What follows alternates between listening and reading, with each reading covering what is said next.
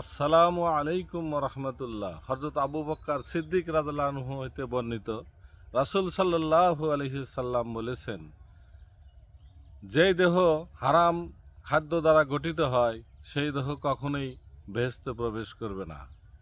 তাই আমরা সবাই চেষ্টা করব হারাম থেকে বিরত থাকার জন্য।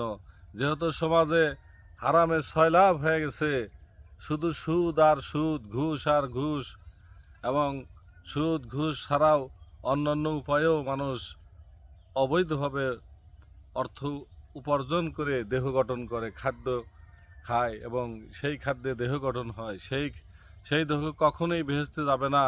তাই আমরা চেষ্টা করব ইনশাল্লাহ হারাম থেকে বাঁচার জন্য ইনশাল্লাহ। আসসালামু আলাইকুম রহমতুল্লাহ। মাশাআল্লাহ, বড় ভাই কিন্তু অনেক সুন্দর একটা মেসেজ দিয়েছে সমাজের প্রতি। অবশ্যই সমাজের মানুষ এটা আমল করবেন ইনশাআল্লাহ।